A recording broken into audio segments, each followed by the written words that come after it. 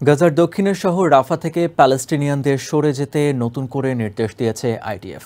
জাতিসংঘের তথ্য মতে গত কয়েকদিনে রাফা ছেড়ে যাওয়া প্যালেস্টিনিয়ানদের সংখ্যা 100,000-এর বেশি। তবে আইডিএফের দাবি এর সংখ্যা অন্তত 300,000। এদিকে রাফায় পূর্ণমাত্রায় অভিযান শুরু হলে তার ফলাফল ভয়াবহ হবে বলে আশঙ্কা মানবাধিকার সংস্থাগুলোর।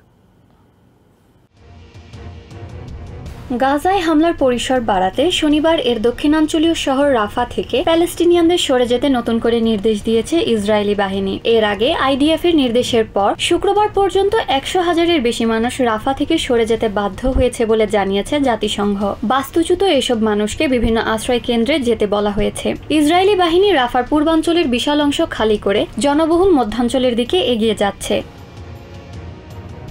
এরই মাঝে ইসরায়েলের অব্যাহত বিমান হামলায় রাফায় বিভিন্ন ত্রাণ সরবরাহ মারাত্মকভাবে বিঘ্নিত হচ্ছে। ইসরায়েল যদি পূর্ণমাত্রায় অভিযান শুরু করে তবে তার ফলাফল ভয়াবহ হবে বলে আশঙ্কা মানবাধিকার সংস্থাগুলোর। এদিকে শনিবার সকাল থেকেই লিফলেট বিতরণ করে সেখানে অবস্থানকারী প্যালেস্টিনিয়ানদের অন্যত্র সরে যাওয়ার নির্দেশ দিয়ে আইডিএফ জানিয়েছে ওই এলাকায় তারা যে কোনো সময় অভিযান চালাতে পারে।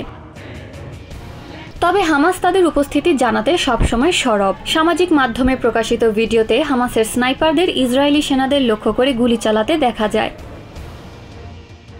এদিকে হামলার আশঙ্কায় অসংখ্য প্যালেস্টিনিয়ান অন্যত্র সরে যেতে শুরু করেছে। স্যাটেলাইট থেকে ধারণ করা ছবিতে দেখা গেছে রাফায় সাদা তাঁবুর সংখ্যা উল্লেখজনকভাবে কমে গেছে। এই প্যালেস্টিনিয়ান বলছেন ইসরায়েলি সেনারা শহরের কেন্দ্রে চলে আসবে। এই আশঙ্কায় তিনি পরিবার পরিজন নিয়ে পালাচ্ছেন।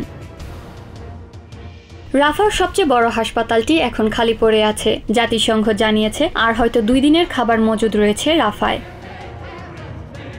এডলিন শ্রেয়া, TVN 24 নিউজ ডেস্ক।